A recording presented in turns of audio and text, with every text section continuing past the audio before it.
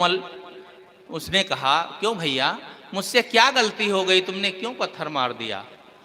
उस आदमी ने हाथ जोड़कर कहा, हुजूर आपसे कोई गलती नहीं हो गई, दरअसल मैं 3 दिनों का भूखा हूं, कहीं मुझे नौकरी नहीं मिली, मजदूरी नहीं मिली, तो 3 दिन से खाया नहीं था। तो मैंने देखा आपके बगीचे में पके पके फल लगे हैं, तो उसमें पत्थर चला दिया, तो फल तो मिल गए, लेकिन हुजूर वो पत्थर धोखे से आपके लग गया, लेकिन गलती मेरी बहुत बड़ी है, पूछ करके लेना चाहिए था, आप जो भी सजा दे मुझे मंजूर है। तो उस राजा ने क्या कहा, आप लोग ध्यान देंगे, उसने कहा कि इसको 1 साल का अन्न दे दो और इसकी योग्यता के अनुसार कहीं इसको सर्विस दे दो। तो वो अंगरक्षकों ने कहा, उनके कर्मचारियों ने, अरे भाई राजा साहब, इसने आपके पत्थर मारा और आपका सिर फोड़ गया, तो फूट गया, तो आप इसको पुरस्कार दे रहे हैं कि सजा दे रहे हैं? तो राजा ने कहा कि देखो, एक निर्जीव पेड़ में जब इसने पत्थर मारा तो उधर से उसने आम दिए, और एक मैं जानदार व्यक्ति होकर के धोखे से मेरे पत्थर लग गया, तो मैं सजा दूं तो कि आम से भी गया गुजरा हूं। देखो कैसी बात है, आदमी के अंदर दयालुता होती है तो वह व्यक्ति किसी के ऊपर थोपता नहीं है, वह अंदर से प्रस्फुटित होती है। अमेरिका के राष्ट्रपति अब्राहम लिंकन एक बार जा रहे थे घोड़े पर, पुराने जमाने में घोड़े पर चलते थे, तो घोड़े पर जब निकले तो देखा एक सुअर कीचड़ में फंस गया, निकल नहीं पा रहा है। उतरे, घोड़े की लगाम निकाले, उसका गला किसी प्रकार से फंसाकर बाहर निकाल दिए, उनके कपड़े लथपथ हो गए, लेकिन वो वही कपड़े पहन करके समय से ही ऑफिस पहुंच गए। कर्मचारियों ने देखा, कहा हुजूर लगता आज घोड़े से गिर गए, सब कपड़े खराब हो गए। उन्होंने कहा, नहीं भाई, मैं घोड़े से गिरा हूं ना, मैं घोड़े से नहीं गिरा हूं, बात यह है कि मैं आ रहा था तो रास्ते में एक सुअर कीचड़ में फंसा था, तो उसको मैं निकालने लगा, बस उसी में कपड़े गंदे हो गए। अरे हुजूर, आप कितने दयालु हैं, आपके अंदर कितनी करुणा है, एक निकृष्ट प्राणी सुअर जिसको कोई देखना भी नहीं चाहता, छूना भी नहीं चाहता, उसको आप निकाले, आप बहुत दयालु हैं। उन्होंने क्या कहा, उन्होंने कहा, नहीं, मैंने सुअर पर कोई कृपा नहीं की, कोई उसके ऊपर सुअर के लिए मैंने दयालुता नहीं की। दरअसल बात यह है कि सुअर को कीचड़ में फंसे हुए देखकर मेरे दिल में दुख हो गया, मेरा दिल दुखी हो गया था, तो मैं अपने दिल के दुख को मिटाने के लिए सुअर को निकाला। ये होती है करुणा, और कहीं भी हो सकती है। तो साहब कहते हैं, जो मानुष ग्रह धर्मयुत राखें शील विचार, उसको शील और विचार का आचरण करे। पहली बात थोड़ा थोड़ा मैं कहूंगा, विचार कहते हैं जानबूझ करके, सोच समझ करके कोई कार्य करना, ये विचार करना है। बिना विचारे जो करे सो पाछे पछताए, और काम बिगाड़े आपने जग में होत हंसाए। जल्दबाजी में कोई कर देते हैं और काम बिगड़ जाता है तो लोग हंसते हैं, इसलिए सोच करके करना चाहिए। एक बूढ़ी माता थी, तो उसके घर में एक न्योला पला था। न्योला जानते हैं, न्योला और सांप की जानी दुश्मनी।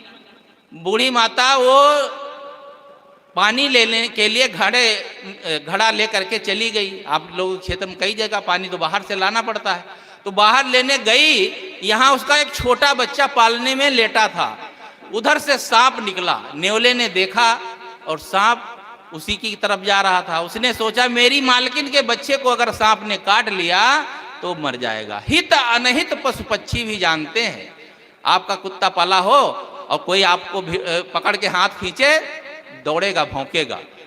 तो उसने क्या किया, उछल करके सांप पर टूट पड़ा और थोड़ी देर में उसके टुकड़े टुकड़े कर दिए, और उसको काटने के बाद उसके मुंह में खून लग गया। लेकिन उसको बड़ी खुशी हुई कि मैंने अपने मालकिन के बच्चे को बचा लिया, और वो खून से लथपथ गेट पर पहुंच गया। तब तक मालकिन आ गई, घड़े में पानी लेकर निकली। देखा, उसने कुछ भी सोचा विचारा नहीं, कहा बचपन से इसे पाला पोसा, और एक मेरा बच्चा ही केवल तो लेटा था घर में, लगता है इसने उसको काट लिया, हमारे बच्चे को मार काट करके भागा जा रहा, क्योंकि मुंह में खून लगा था। उसने आगे पीछे नहीं देखा, जाकर के कोई देखना चाहिए क्या घटना घटी, लेकिन जब आदमी को गुस्सा आता है ना तो सब भूल जाता है। बस उसने मारे गुस्सा में वही घड़ा उसी के ऊपर पटक दिया, छोटा सा जीव पिचक के मर गया। अब घर दौड़ कर जाती है तो देखती है बच्चा आराम से सो रहा है और सांप के टुकड़े पड़े हैं। अब पछताए होत क्या जब चिड़िया चुन गई कि ये जल्दबाजी में व्यवहार में भी समझ सोच करके काम करना चाहिए। तो जो मानुष ग्रह धर्मयुत राखें शील विचार, विचार करना चाहिए। दूसरी बात अध्यात्म में, धर्म में तो विचार करना बहुत बड़ा अपराध है। सोचते हैं यदि धर्म के क्षेत्र में हमने कोई प्रश्न कर दिया तो हम नास्तिक हो जाएंगे। ये नास्तिक काफिर जो शब्द हैं केवल गाली मात्र हैं। कोई दुनिया में एक भी व्यक्ति नास्तिक है ही नहीं, कोई भी व्यक्ति काफिर नहीं है। नास्तिक कौन है, काफिर कौन है? जिसके दिल में जरा भी दया नहीं होती। दया होती किसके दिल में नहीं होती है?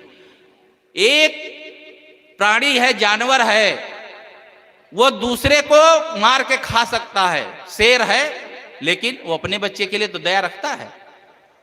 दया हर व्यक्ति के अंदर होती है। दुनिया में ऐसा कोई व्यक्ति नहीं है, कोई मनुष्य नहीं है जिसके अंदर सदाचार और नैतिकता ना हो।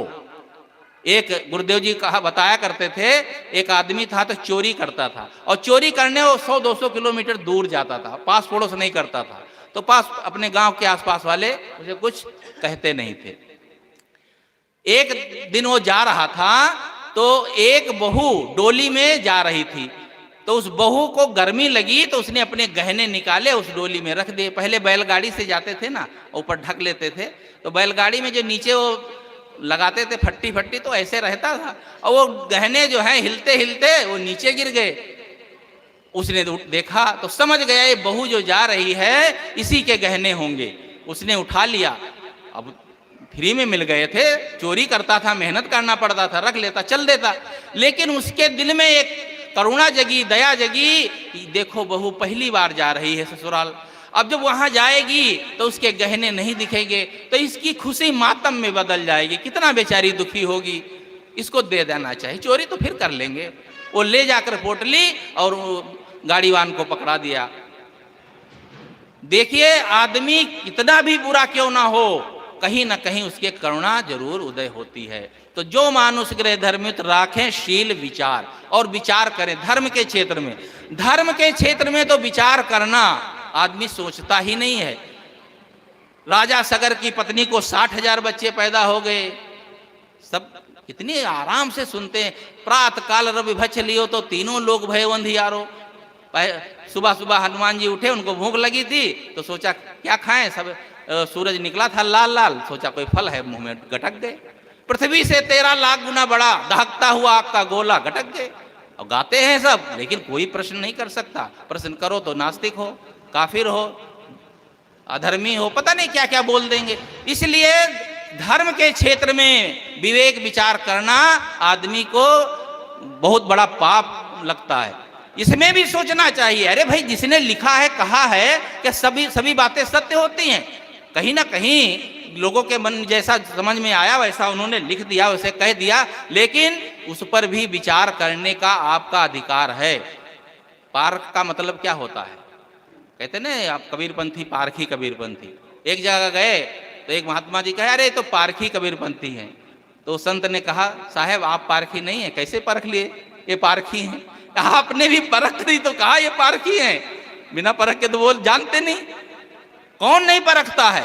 इसलिए सोच समझ करके, जानबूझ करके कोई भी कार्य करे, कोई भी धर्म का काम हो तो उसमें जरूर सोचना चाहिए, क्या ये जो बात कही गई, लिखी गई, या मंच पर बैठ करके लोग बोलते रहते हैं, ये बात सत्य हो सकती है?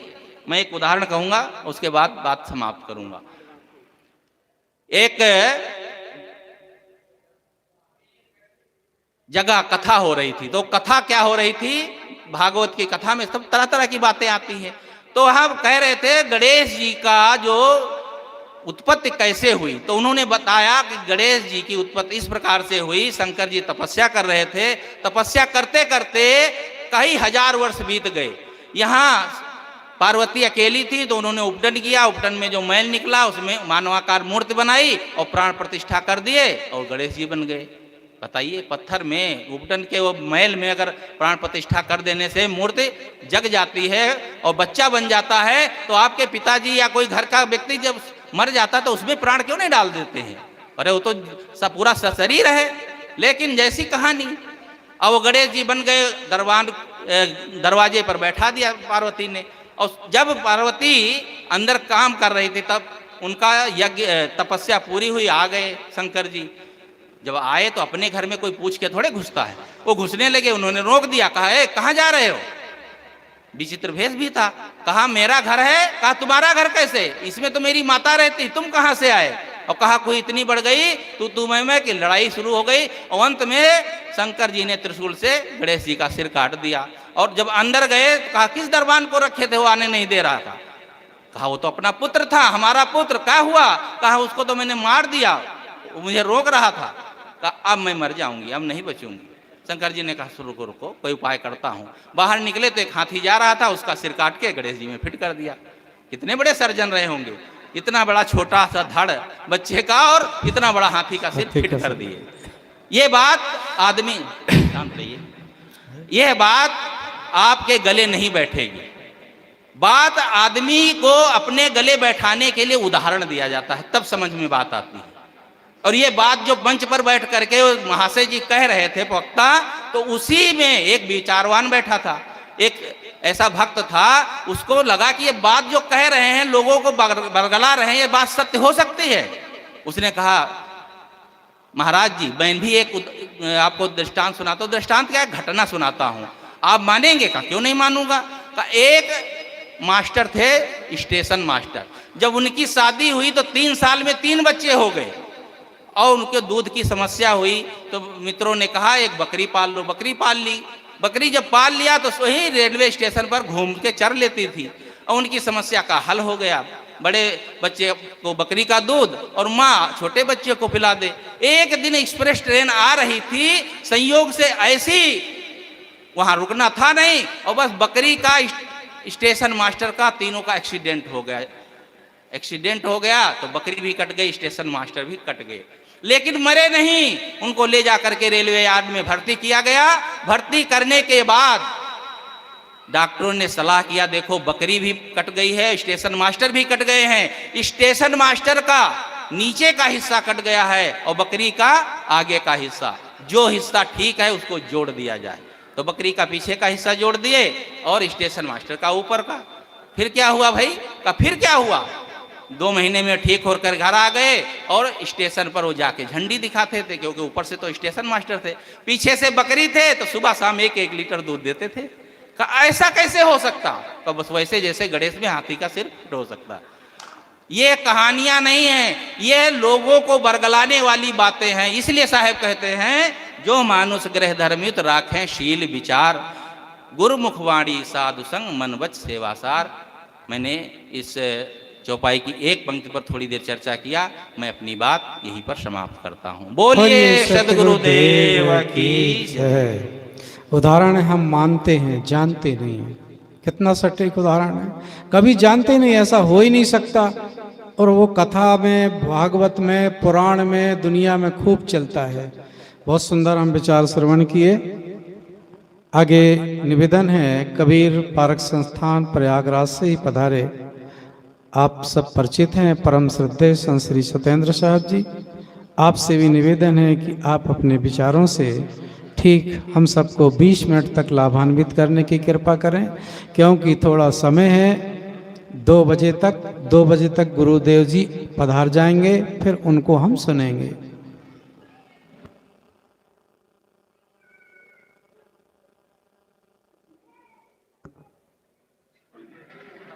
अरे रहने दो, बस चला रहने दो।